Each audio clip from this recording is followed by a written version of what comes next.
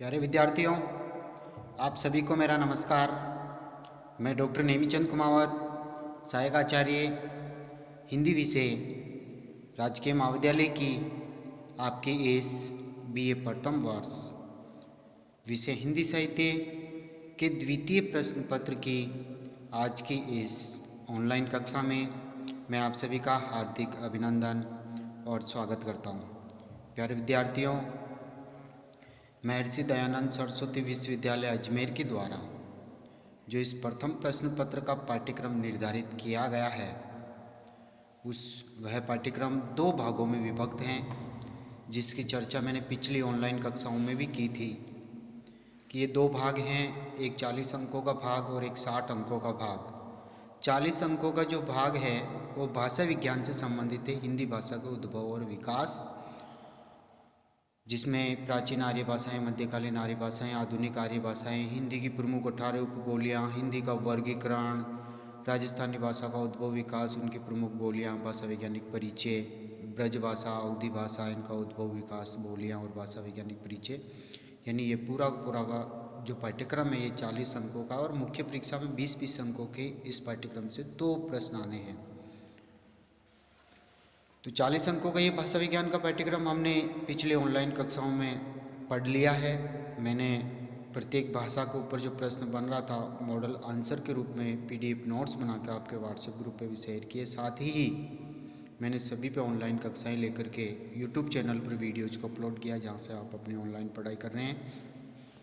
साथ ही जो 60 अंकों का जो पाठ्यक्रम है, जो हिंदी साहित्य के संक्षिप्त इतिहास से संबंधित हैं, पिछले ऑनलाइन कक्षाओं में हमने आदिकाल से संबंधित पाठ्य सामग्री को पढ़ लिया है, और अभी हाल ही की 4-5 ऑनलाइन कक्षाओं से हमने भक्ति काल को शुरू किया है, जो दूसरा कालखंड है। आदिकाल में हिंदी साहित्य के इतिहास के काल विभाजन पर मैंने मॉडल आंसर के रूप में आपको पढ़ाया। आदिकाल के नामकरण को लेकर के मैंने मॉडल आंसर के रूप में उस नामकरण की समीक्षा करते हुए आपको पढ़ाया। साथ ही आदिकाल की जो विविध परिस्थितियाँ हैं वो भी मॉडल आंसर के रूप में पढ़ाई, और आदिकाल की विविध विविध प्रवृत्तियाँ, आदिकाल की प्रमुख विशेषताएं, काव्यगत विशेषताएं, इनको भी मैंने काफ़ी विस्तार से मॉडल आंसर के रूप में पढ़ाया। यानी हिंदी साहित्य के इतिहास के 4 कालखंडों में से प्रथम कालखंड आदिकाल से संबंधित पाठ्य वस्तु को हम पढ़ चुके हैं, और दूसरा कालखंड भक्ति काल से संबंधित हमने पिछली 5-6 ऑनलाइन कक्षाओं से आरंभ किया। ये बार बार मैं इसलिए बता रहा हूँ कि ताकि ये पाठ्यक्रम आपको पूरी तरह से याद हो जाए। अब हम आज आरंभ करने जा रहे हैं। जैसे पिछले हाल ही की जो ऑनलाइन कक्षा हुई थी, जिसमें हमने जो निर्गुण काव्यधारा है, जो 2 भागों में बटी हुई है, ज्ञान मार्गी जिसे संत काव्यधारा कहा जाती है, संत काव्यधारा कहा जाता है, और दूसरी प्रेम मार्गी जिसे सूफी काव्यधारा कहा जाता है। यानी निर्गुण काव्य 2 शाखाओं में बटा हुआ है। तो पिछले ऑनलाइन कक्षा में हमने संत काव्य की विविध काव्य प्रवृत्तियों पर विस्तार से चर्चा की थी, और उससे पूर्व का जो प्रश्न था उसमें हमने भक्ति काल की विविध परिस्थितियों पर विस्तार से बात की थी। और आज हम कर रहे हैं इस निर्गुण काव्यधारा की दूसरी काव्य प्रवृत्ति, दूसरी धारा, जिसे प्रेम मार्गी या सूफी काव्यधारा के नाम से जाना जाता है। तो आइए हम आरंभ करते हैं। प्रश्न इस तरह से बन सकता है कि निर्गुण काव्य की सूफी काव्यधारा की प्रमुख प्रवृत्तियों का वर्णन कीजिए, या सूफी काव्यधारा पर लेख लिखिए, या सूफी कवियों की प्रमुख काव्य प्रवृत्तियों का उल्लेख कीजिए। तो इस तरह से प्रश्न आता है। तो आइए हम आरंभ कर रहे हैं। देखिए, भक्ति काल की निर्गुण काव्यधारा को 2 वर्गों में विभक्त किया गया है, संत काव्यधारा एवं सूफी काव्यधारा। इनमें से प्रथम काव्यधारा का प्रतिनिधित्व करने वाले कवि हैं कबीर, और दूसरी काव्यधारा का प्रतिनिधित्व करने वाले कवि हैं मलिक मोहम्मद जायसी। यानी निर्गुण काव्य इन 2 भागों में बटा हुआ है, संत काव्य और सूफी काव्य। एक को ज्ञान मार्गी, दूसरे को प्रेम मार्गी कहते हैं। इस आगे चल करके जिस तरह से सगुण काव्य भी 2 भागों में बटा हुआ था, कृष्ण मार्गी और राम मार्गी, उसी तरह से यहाँ पर भी ये विभक्त हैं। सूफी काव्यधारा के लिए कुछ अन्य नाम भी प्रचलित है, जैसे प्रेमाख्यान काव्यधारा या काव्य परंपरा, या प्रेम गाथा काव्य, या फिर प्रेम मार्गी काव्यधारा, या फिर इसे केवल सूफी काव्य धारा के नाम से जाना जाता है। इन सभी नामों में सर्वप्रसिद्ध जो नाम है, जो काफ़ी चर्चित है, जिसके नाम से इस काव्य धारा को जानते हैं, वो मात्र केवल एक ही नाम है, सूफी काव्य धारा। जैसे निर्गुण काव्य धारा के इन दो भागों में जैसे ज्ञान मार्गी शाखा को केवल संत काव्य धारा के नाम से जानते हैं, हालांकि वो निर्गुणी संत, उसी तरह से यहाँ प्रेम मार्गी काव्य धारा से सभी ने जान करके इसे केवल सूफी काव्य धारा। तो उधर संत काव्य धारा चर्चित नाम और इधर सूफी काव्य धारा चर्चित नाम। संत काव्य धारा में कबीर प्रतिनिधि कवि, सद्दुकड़ी उनकी काव्य भाषा, और इधर सूफी काव्य धारा में मलिक मोहम्मद जायसी प्रतिनिधि कवि, पद्मावत उनके द्वारा लिखा हुआ प्रतिनिधि काव्य, और दोवा चौपाई शैली में और अवधी भाषा में पद्मावत लिखा हुआ है। अब हम आगे बढ़ते हैं सूफी शब्द के अर्थ की ओर। सूफी शब्द का जो अर्थ है, अलग अलग विद्वानों ने अपने अपने दृष्टिकोण से इसका अर्थ बतलाया। देखिए, सूफा यानी चबूतरा, मुसलमानों के पवित्र तीर्थ मदीना की मस्जिद के सामने वाले चबूतरे का नाम सूफा चबूतरा है। सूफा चबूतरा, इस पर बैठने वाले फकीरों को सूफी कहा जाता है। तो अतः यहाँ पर सूफी का अर्थ हुआ सूफा चबूतरा। कुछ विद्वान इसका संबंध सोफिया शब्द से भी जोड़ते हैं, जिसका अर्थ है ज्ञान। सोफिया का अर्थ है ज्ञान, तो ज्ञान शब्द से भी इसका अर्थ जुड़ता है। तीसरा अर्थ है, एक अन्य मत के अनुसार यह शब्द सफा से विकसित है, जिसका अर्थ है शुद्ध या पवित्र आचरण। एक और अलग मान्यता है, सर्वाधिक मान्यता यह है कि सूफी शब्द का संबंध सूफ से है।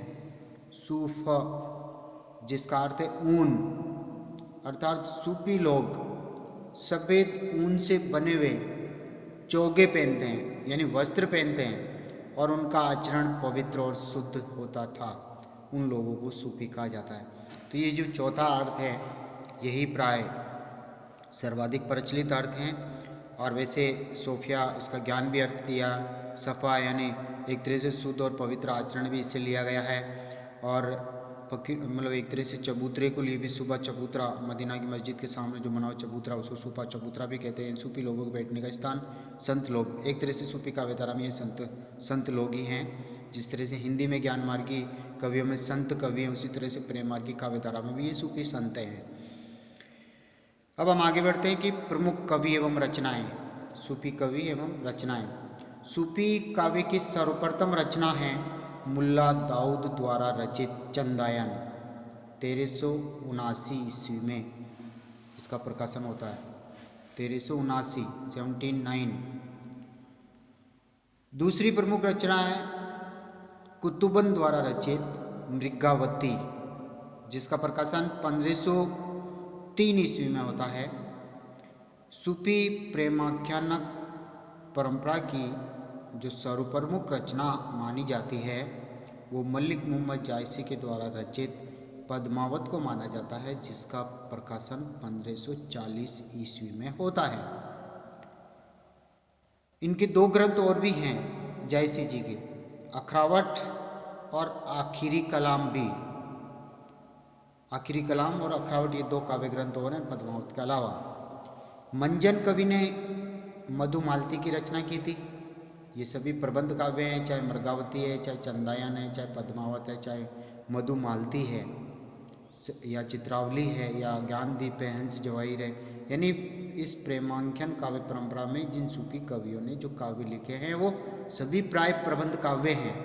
और इन काव्यों का नामकरण नायक के आधार पर न होकर के नायिकाओं के आधार पर किया गया। स्त्रियों के नामों के आधार पर इन काव्यों का नामकरण है। जैसे चंदायन चंदा नायिका के नाम पर, कुतुबन मृगावती के नाम पर, पद्मावती के नाम पर, मधुमालती के नाम पर, चित्रावली के नाम पर।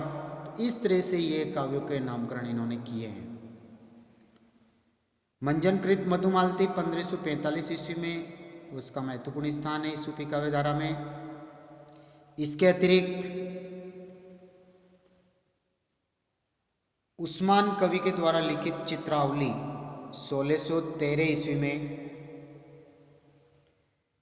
शेख नबी कृत ज्ञानदीप 1619, हंस जवाहिर, ये शेख नबी की हैं। और नूर मोहम्मद द्वारा रचित इंद्रावती 1744 और अनुराग बांसुरी 1774, शेख निसार कृत यूसुफ जुलेखा 1790 आदि प्रेम गाथाएँ लिखी गई हैं। ये सभी कृतियाँ सूफी काव्यधारा में अपना प्रमुख स्थान रखती है। सूफी संतों ने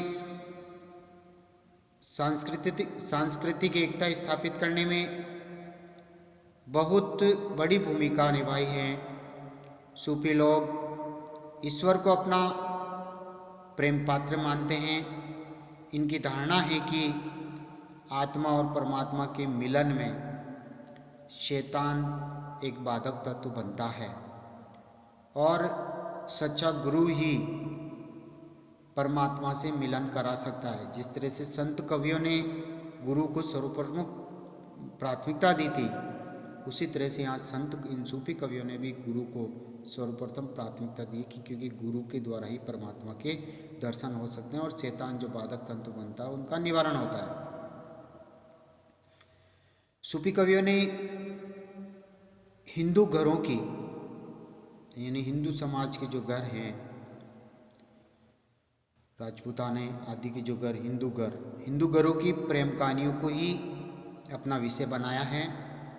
इनका प्रेम लौकिक भूमि से आरंभ होकर अलौकिक शिखर पर पहुंचता है। यानी कहने का तात्पर्य, इन सूफी कवियों ने जिस प्रेम की चर्चा की है, जिस प्रेम की व्यंजना की है, वो लौकिक धरातल पर घटित होती हुई कहानी के रूप में दिखाया जाता है। लेकिन इसके साथ साथ ही अन्योक्ति और समासोक्ति अलंकार के माध्यम से इसकी एक अलौकिक प्रेम की व्यंजना भी होती है, जिसमें आत्मा और परमात्मा के मिलन की बात कही गई है। तो वो अलौकिक शिखर पर जाकर के ये इनका प्रेम पहुंचता है। तो अगले बिंदु की ओर हम आगे बढ़ते हैं। अब ये थी केवल भूमिका, सूफी शब्द का अर्थ, सूफियों की विशेषताएं, खूबियाँ और इनके काव्य के इनके इस प्रेमांकन काव्यधारा में लिखी हुई काव्य कृतियों पर हमने विस्तार से अभी चर्चा की थी। अब हम आगे बढ़ते हैं। सूफी काव्यधारा की जो प्रमुख विशेषताएं हैं, उन सभी का विवेचन हम अधोलिखित शीर्षकों में करने जा रहे हैं। सबसे पहला बिंदु है, सूफी काव्यधारा की पहली विशेषता है मुसलमान कवि एवं मसनवी शैली। सूफी काव्यधारा के अधिकांश कवि मुसलमान हैं, परंतु उनमें धार्मिक कट्टरता की भावना का अभाव है, जैसा कि वर्तमान में देखा जाता है, ऐसा नहीं है। इन्होंने सूफी मत का प्रचार प्रसार करने के लिए हिंदुओं के घरों में प्रचलित उनकी प्रेम कहानियों को लेकर के उन्हें अपने काव्य का मुख्य विषय बनाया, माध्यम बनाया, काव्य सृजन का माध्यम बनाया। यानी इनकी काव्य की जो लेखनी चली थी वो हिंदू गुरु की प्रेम कहानियों को विषय वस्तु बना करके चली। जायसी ने जिस प्रेम गाथा को लिया है वह राजा रत्नसेन और राजकुमारी पद्मावती की ऐतिहासिक प्रेम गाथा है। इन्होंने अपने प्रबंध काव्यों को मसनवी शैली में प्रस्तुत किया है। जिस तरह से भारतीय साहित्यकार, हिंदू साहित्यकार मंगलाचरण के रूप में काव्य को आरंभ करते हैं, अपने इष्ट की आराधना करते हैं, अपने पूज्य देव को मनाते हैं, उसी तरह से यही शैली, यही परंपरा सूफी कवियों में भी है, लेकिन उसे मसनवी शैली के नाम से जाना जाता है। इस शैली के अंतर्गत सूफी कवि सर्वप्रथम अपने काव्य के प्रारंभ में ईश्वर वंदना, यानी वो ईश्वर की वंदना करते हैं, अपने इष्ट को याद करते हैं। तत्पश्चात हजरत मोहम्मद की स्तुति करते हैं। इसके बाद मोहम्मद साहब के 4 मित्रों की प्रशंसा में पद लिखे जाते हैं और फिर वक्त यानी जो तत्कालीन जो शासक होता है उस समय उसकी वो प्रशंसा करते हैं। यानी ईश्वर वंदना, हजरत मोहम्मद की स्तुति, मोहम्मद साहब के 4 मित्रों की प्रशंसा और तत्कालीन शासक की प्रशंसा करते हुए फिर उनके उपरांत ही अपने गुरु की प्रशंसा में, उनकी महिमा में गुणगान गाते हैं, उनके प्रति आस्था श्रद्धा व्यक्त करते हुए काव्य को आरंभ करते हैं। यानी गुरु महिमा के साथ ही अपनी आस्थाओं एवं धार्मिक विश्वासों की विवेचना की जाती है, तो उसे मसनवी शैली कहा जाता है। यानी कहने का तात्पर्य भारत में भारतीय काव्य परंपरा में जिस तरह से मंगलाचरण प्रवृत्ति है, उसी तरह से इन सूफी कवियों में, मुस्लिम कवियों में इन्होंने मसनवी शैली का प्रयोग किया है। इस काव्य रचना की शैली को, इस पद्धति को ही मसनवी शैली के नाम से जाना जाता है। अब हम बढ़ते हैं आगे दूसरे बिंदु की ओर, और दूसरा बिंदु है नायिकाओं के आधार पर प्रेम काव्य का नामकरण। अर्थात जैसे जो नाटक, उपन्यास, कहानी, एकांकियाँ आदि यानी जो लिखी जाती है, भारतीय जो गद्य साहित्य लिखे जाते हैं या जो पद्य साहित्य लिखे गए हैं, जो प्रबंध काव्य हैं, उनमें जो महाकाव्यों के जो नाम रचे गए हैं, नाम लिखे गए हैं, वो प्राय पुरुष प्रधान हैं, पुरुषों के आधार पर रखे गए हैं। जबकि इन मुसलमान कवियों ने जो प्रबंध काव्य लिखे हैं, उनका शीर्षक यानी कहने का तात्पर्य उसका नामकरण नायक के आधार पर नहीं होकर नायिकाओं के आधार पर उनका नामकरण किया है। तो ये इनकी मसनवी शैली के साथ में ये दूसरी विशेषता है, यानी प्रेम काव्य का नामकरण नायिका के नाम पर इन्होंने रखा। तो प्यारे विद्यार्थियों, आज की इस ऑनलाइन कक्षा को हम यहीं समाप्त करते हैं। अगली ऑनलाइन कक्षा में हम इस दूसरे बिंदु से, दूसरी विशेषता से सूफी काव्यधारा की दूसरी इस काव्य प्रवृत्ति से हम आरंभ करेंगे।